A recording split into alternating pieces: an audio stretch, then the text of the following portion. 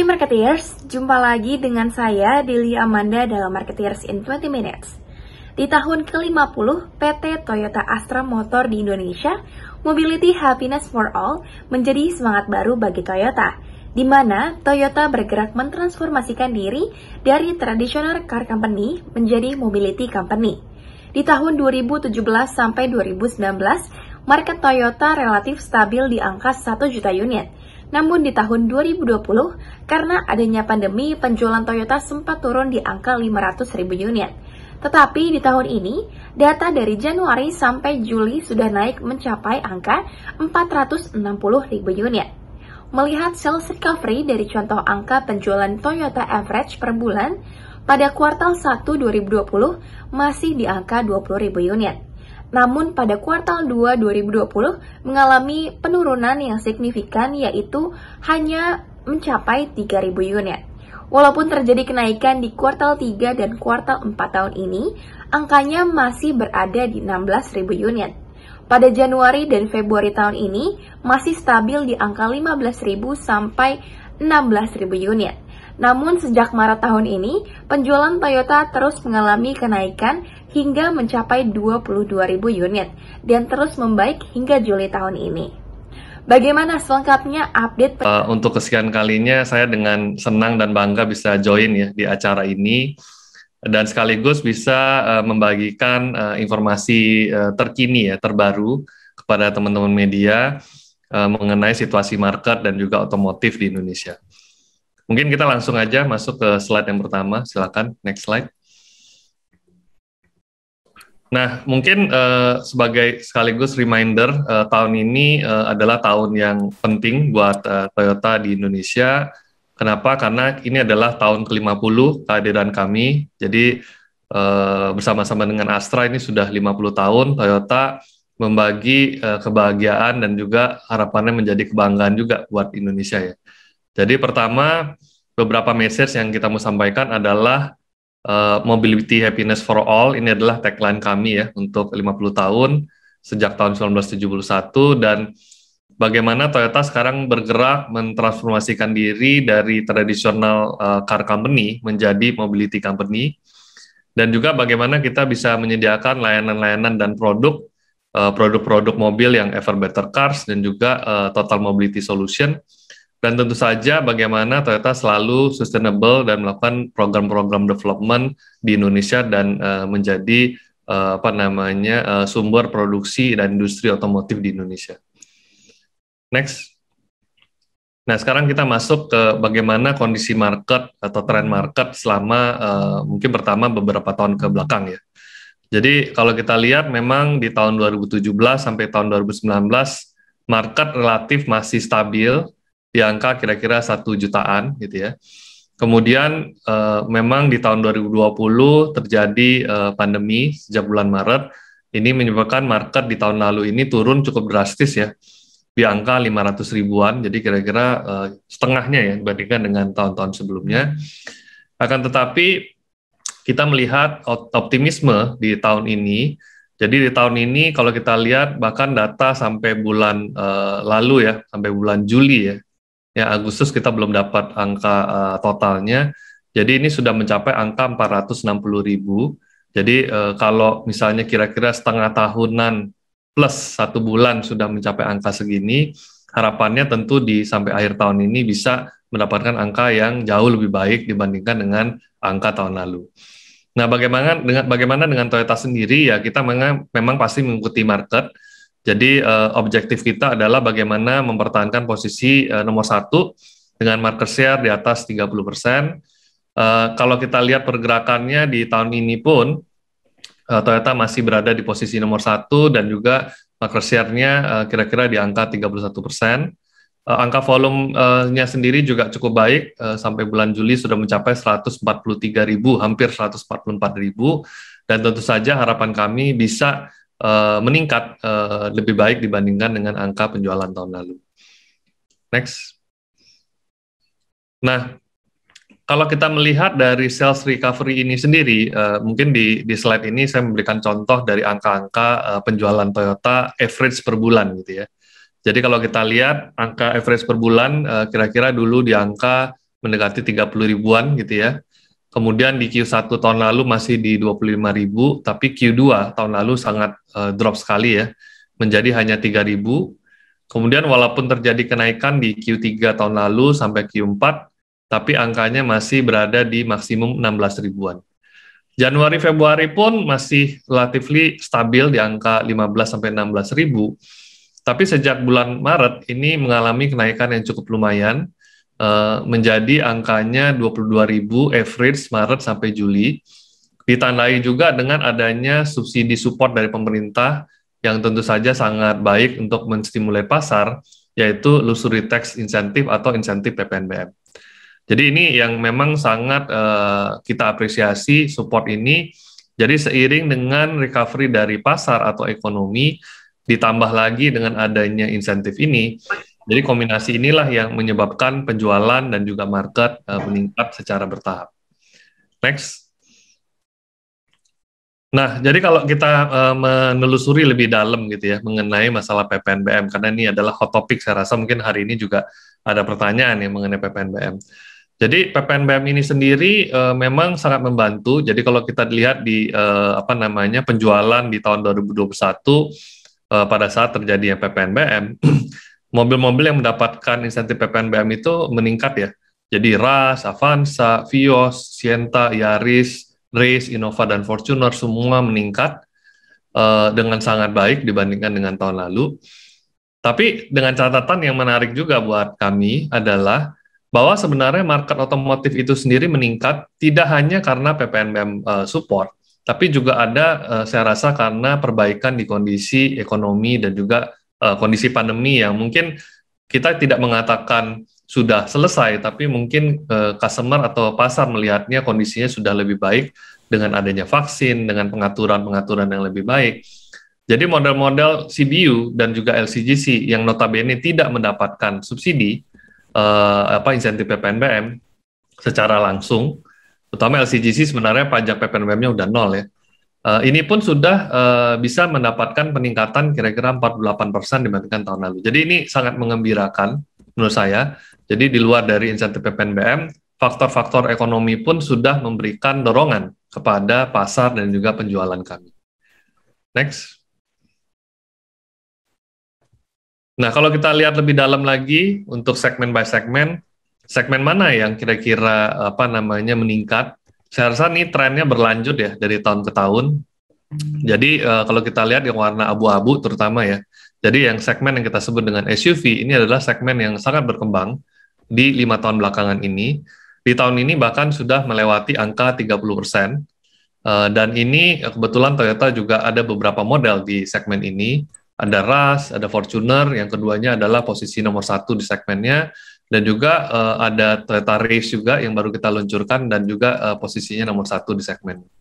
Sedangkan untuk MPV seperti apa? Walaupun MPV segmennya mengalami penurunan, tapi tetap merupakan pangsa pasar terbesar di angka di atas 50%. Dan di sini pun dua model kami, contohnya Innova dan Avanza, dan juga sebenarnya ada model lain seperti Calya, Foxy, dan Alphard, adalah posisi nomor 1 juga di segmennya. Dan tentu saja dua model kami yaitu Innova dan Avanza terus melanjutkan dominasi atau kekuatan nomor 1-nya di segmen masing-masing. Jadi seiring dengan perkembangan pasar pun saya rasa Toyota juga mencoba memprovide line up yang sesuai gitu ya dengan trennya, dan mudah-mudahan ini juga bisa mempertahankan posisi Toyota di pasar. Next. Nah, sedikit tadi ya yang saya jelaskan, kita tidak hanya bicara masalah market ya, tapi mungkin beberapa hal tambahan. Next. Nah, pertama adalah, ini juga sering ditanyakan oleh teman-teman wartawan nih, bagaimana dengan produk movement, produk launching gitu ya. Jadi kalau kita lihat selama pandemi pun, kita tidak berhenti untuk melakukan introduce produk-produk baru gitu ya. Karena kami yakin produk-produk baru ini juga akan bisa membantu menstimulir pasar, dan juga membuat animo masyarakat ya, perhatian terhadap produk otomotif tetap berlanjut gitu ya. Dan ini saya rasa membuahkan hasil. Jadi di tahun lalu kita meluncurkan kira-kira 13 model, kemudian di tahun ini sampai bulan Juli aja kita sudah melihat berapa model tuh ya, 1, 2, jadi di terakhir tuh ada 6, sudah 9 ya. Jadi sejak awal tahun sampai sekarang sudah ada 9 models yang kita introduce, jadi tidak kalah dibandingkan dengan tren di tahun 2020. Harapan kami tentu saja produk-produk ini diterima baik oleh pasar, dan juga tidak hanya itu, mendukung juga industri otomotif dalam negeri, karena memang lebih dari 90% penjualan kami, Toyota Astra Motor, adalah produk-produk yang diproduksi di dalam negeri sendiri, CKD, dan beberapa model bahkan kita ekspor sebagai CBU. Jadi effort ini tidak hanya kita bicara mengenai penjualan, tapi juga bagaimana menunjang industri dalam negeri dan juga ekspor. Next. Nah, banyak juga pertanyaan lanjutan biasanya mengenai masalah elektrifikasi ya. Jadi ini sedikit update dan juga refresh juga bahwa Toyota kita memiliki electrification produk yang lengkap, mulai dari hybrid pastinya, kemudian plug-in hybrid, kemudian kita juga sudah introduce BEV dengan brand Lexus, dan kemudian yang terakhir kita juga melakukan suatu smart mobility project ya di Bali dengan beberapa produk Toyota BEV seperti C-Port, dan juga ada PHEV, Prius PHEV di sana. Ya memang di tengah situasi pandemi, tapi kita melihat bagaimanapun ini timing yang baik, dan mudah-mudahan kondisi Bali dan pariwisata juga meningkat, produk atau smart mobility ini akan semakin bisa digunakan dan membantu sosialisasi dan ekspansi mengenai elektrifikasi di Indonesia.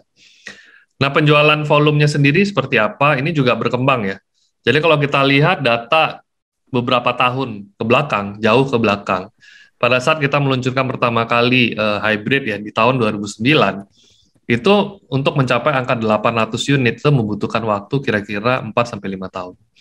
Kemudian di tahap kedua 2014 sampai 2019, pada saat itu produknya juga sudah mulai bertambah, itu sudah bisa menaikkan selama 4-5 tahun itu 1.600 unit lagi. Tetapi yang menarik adalah dalam waktu 2 tahun saja, dan bahkan di tengah pandemi, kita bisa menjual angka di atas 2.000 unit, jadi lebih tinggi dibandingkan penjualan selama 5 tahun di tahun-tahun sebelumnya. Jadi ini menunjukkan bahwa memang pangsa pasar dari hybrid, kemudian PHEV dan BEV ini akan semakin meningkat seiring dengan waktu dan semakin cepat perkembangan volumenya. Jadi mudah-mudahan ini juga bisa mendukung arahan dari pemerintah, dan kedepannya Toyota sudah berkomitmen tidak hanya melakukan penjualan mobil hybrid secara CBU, tapi kita juga mempersiapkan produksi mobil electrification secara CKD. Next. Nah, di luar dari layanan produk ya, jadi kita nggak bicara hanya produk, karena customer itu pada saat membeli banyak hal yang mereka harus consider. Pertama adalah touch point ya, jadi touch point digital yang saya rasa akan menjadi touch point yang paling penting ke depannya, apalagi di tengah situasi pandemi, mungkin orang mengurangi mobilitas gitu ya. Jadi banyak sekali solusi-solusi baru yang kita introduce selama beberapa tahun ke belakang ini.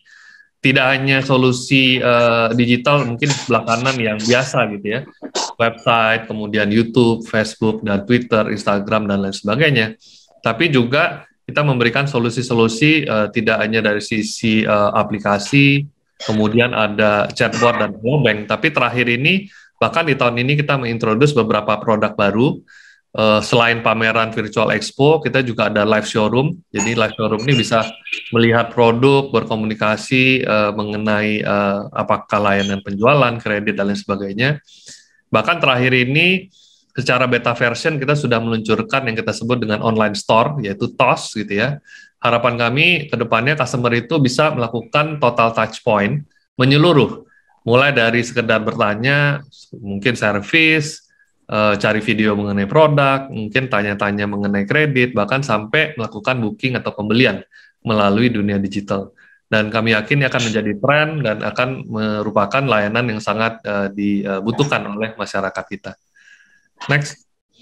Anton, mohon maaf, ingin mengingatkan waktunya tinggal 3 menit ya Pak? Yap. Oke, terima kasih. Nggak banyak lagi nih slide-nya. Nah, selain solusi-solusi dunia digital, apalagi yang kita sudah luncurkan, kita punya Kinto Usership, ini juga sudah mulai banyak penggemarnya. Kemudian dari sisi kredit atau ownership solution, kita juga banyak paket kredit yang baru. Contohnya yang kita sebut dengan Easy Deal, jadi ini dengan cicilan yang lebih ringan gitu ya. Dan kemudian kesempatan kemudian kedua adalah melakukan trade-in juga gitu ya.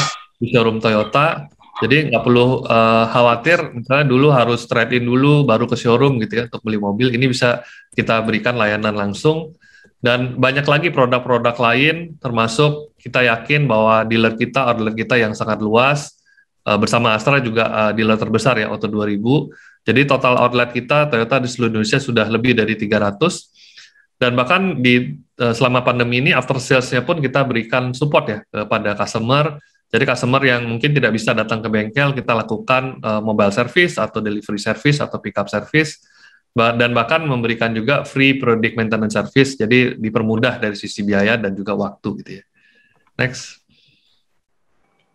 Nah yang terakhir, kita juga tidak pernah lupa bahwa kita ingin memberikan support ya kepada masyarakat. Kita juga punya campaign yang kita sebut dengan Toyota Ada Untuk Anda. Ini inline juga dengan programnya Astra ya, Satu Indonesia, memberikan support apakah itu respon terhadap COVID, kemudian mobilitas kepada personel medikal gitu ya. Kemudian bagaimana kita selalu mensupport akselerasi bagaimana kita melakukan perbaikan-perbaikan di dalam fight COVID-19 ya. Apakah itu masalah oksigen, masalah vaksin dan lain sebagainya, kita juga ikut langsung bersama dengan dealer-dealer kita untuk memberikan subsidi dan support. Oke, next saya rasa itu ya. Slide terakhir. Terima kasih. Sari Ayu Putih Langsat Facial Foam membersihkan dan membantu mengangkat sel kulit mati secara optimal. Sari Ayu Marta Tilaar. Sari Ayu Putih Langsat Facial Foam membersihkan dan membantu mengangkat sel kulit mati secara optimal. Sari Ayu Marta Tilaar. Marketeers, selama recovery dari masa pandemi, Toyota berharap produk-produknya dapat diterima baik oleh pasar. Selain itu, Toyota juga ingin ikut serta mendukung industri otomotif di Indonesia. Karena lebih dari 90% penjualan Toyota Astra Motor merupakan produksi dalam negeri. Bagaimana menurut Anda? Saya Delia Amanda pamit undur diri, sampai bertemu di episode selanjutnya.